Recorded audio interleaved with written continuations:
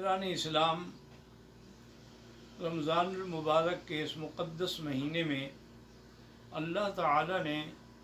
حضور صلی اللہ علیہ وسلم کی برکت سے اس امت پر عظیم انعامات عطا فرمائے۔ بعض انعامات جو ہیں وہ تو معنوی ہیں، جیسے کہ اللہ نے رمضان کا مہینہ عطا فرمایا اور اس میں لیلۃ القدر عطا فرمائی، جس رات کی عبادت خیر من الف شہر، ایک مہینے سے بھی زیادہ بہتر ہے، یعنی تقریباً 83 سال کے برابر۔ اور اسی طرح اللہ تبارک و تعالی نے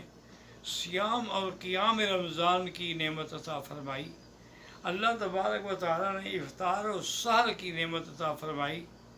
اور صحیح حدیث مبارک میں ہے کہ للصائم فرحتان، فرحۃ عند الافطار و فرحۃ عند لقاء الرب، او کما قال النبی صلی اللہ علیہ وسلم۔ یہ تو معنوی نعمتیں تھیں، اور اللہ تعالیٰ نے ظاہری اور حصی نعمتیں بھی عطا فرمائیں کہ سب سے پہلا غزوہ بدر جو ہے وہ بھی رمضان المبارک میں ہے، اور سب سے پہلی فتح عظیم جو مسلمانوں کو حاصل ہوئی وہ بھی رمضان المبارک کے مہینے میں ہے، اور اسلام کے سب سے بڑے دشمن جس میں مارے گئے وہ بھی رمضان المبارک کا مہینہ ہے اور غزوہ بدر کا موقع ہے۔ تو یہ اتنی عظیم نعمتیں ہیں کہ جن کا شکر انسان ادا نہیں کر سکتا۔ اسی لیے اللہ نے اس آیت کے فوراً بعد کہا کہ لعلکم تشکرون،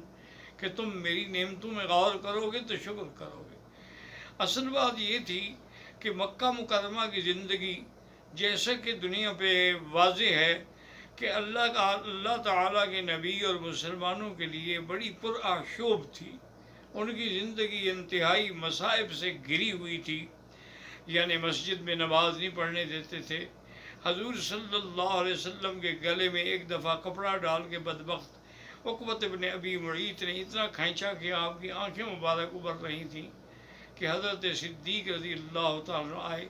انہوں نے اس ظالم کے سینے پہ زور سے گھسا مارا اور کہا کہ تقتلون رجلا ان یقول ربی اللہ۔ اور اسی طرح حضور صلی اللہ علیہ وسلم نماز فرما رہے تھے، پڑھ رہے تھے، تو جب آپ سجدے میں گئے تو ظالموں نے ایک جانور کا پورا اوج لے کے حضور صلی اللہ علیہ وسلم کی پشت پہ رکھ دیا، لیکن پھر بھی حضور سبحان ربی الاعلیٰ، سبحان ربی الاعلیٰ کے وظیفے میں مشغول رہے کہ مولا تیری شان ہے کہ آج کفر کے ہاتھوں میں کعبہ ہے اور تیرے نبی کو کوئی نماز بھی نہیں پڑھنے دیتا ہے۔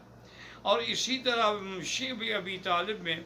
قریش مکہ نے مقاطعہ کیا 3 سال تک برابر، یعنی حضور صلی اللہ علیہ وسلم تک باہر کی کوئی چیز نہیں پہنچنے دی۔ حضور صلی اللہ علیہ وسلم نے شیب ابی طالب کی 3 سالہ قید بھی کاٹی، تو یہ بھی مکی زندگی میں تھا۔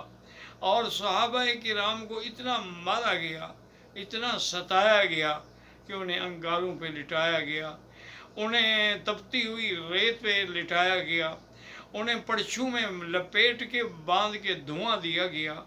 اور اسی طرح بعض صحابہ رضوان اللہ علیہ اجمعین ظلم و تشدد سہتے ہوئے فوت ہو گئے۔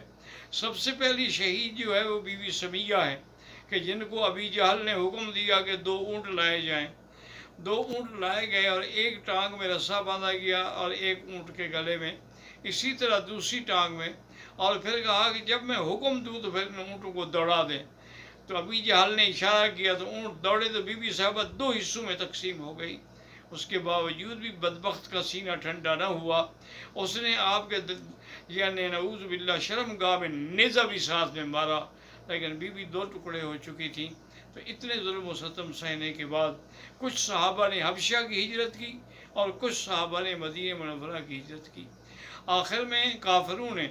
دارالندوہ میں جمع ہو کر فیصلہ کر لیا کہ اب ہم نے اللہ کے پیغمبر کو قتل کرنا ہے۔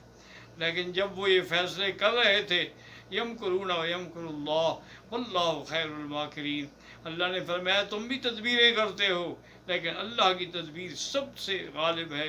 اللہ کی تدبیر کا کوئی مقابلہ نہیں کر سکتا۔